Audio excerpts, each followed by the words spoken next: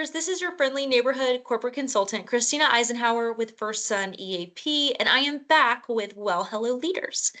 Now, in this month's neighborhood news, you will find an article for leaders about engaging in conversations around mental well-being in the workplace. And this is such an important topic. We have great information for you, resources, ideas for how to have conversations about mental well-being at work. And we know from research that employees really want to be able to have these conversations. They're going to feel more engaged when they can be open about their well-being. We also know that the workplace impacts a lot of employees' mental health and well-being, and employees really value workplaces that see them as full human beings and not just for their employee or worker side. So I encourage you to take a look at that article. But today I want to talk to you about a skill that I have been using in a lot of my recent training with employees and leaders. And it's a new active listening skill called looping for understanding. Now, you may have heard of it. It's a newer technique. I heard about this technique from the book Super Communicators by Charles Duhigg. And he talks a lot in his book about how to have deep, thorough conversations with people in our lives.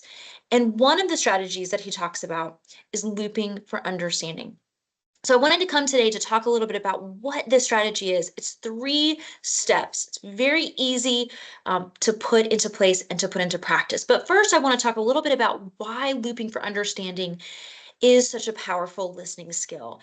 And I think the first reason is that because it is grounded in empathy, right? This idea, this desire, this intention to understand what someone is sharing with us, to understand their story, their experience, their perspective, even when it doesn't match our own.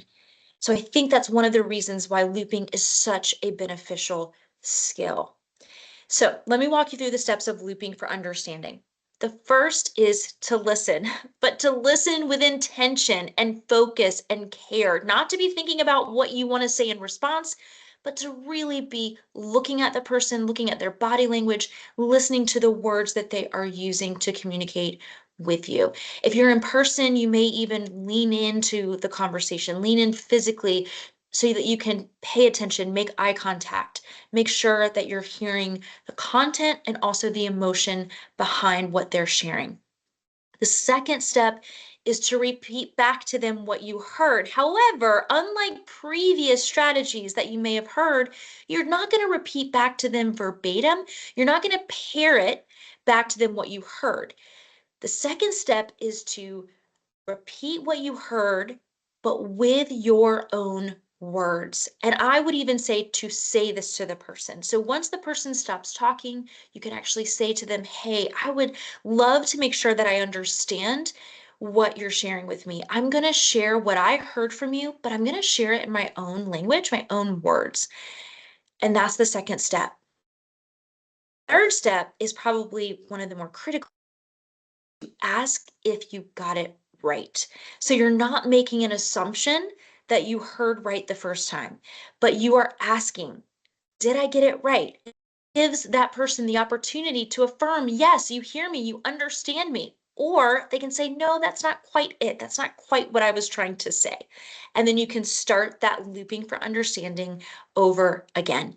So step 1, listen with intention and care. Step 2, repeat back what you heard, but using your own words and understanding. And step 3, check in and make sure that you got it right. Now, there's lots of reasons why this strategy might be really helpful and powerful. We already talked about the power of empathy. The other reason this might be really essential and effective is that by being able to communicate what you heard back to somebody using your own words means that you have a deeper level of understanding. You're not just parroting back what you heard, you're processing. You are assimilating the information, you're integrating the information into your own understanding, which is going to communicate a deeper level of hearing and understanding. And it's going to build a sense of curiosity, collaboration, and connection with that person. So I encourage you to start practicing this skill, use it with your coworkers, use it with your direct reports, use it in your personal life with the people that you love. And let us know if we can help with this skill or any other leadership question, concern you might have. Until next time, stay curious, and I hope to see you around the neighborhood.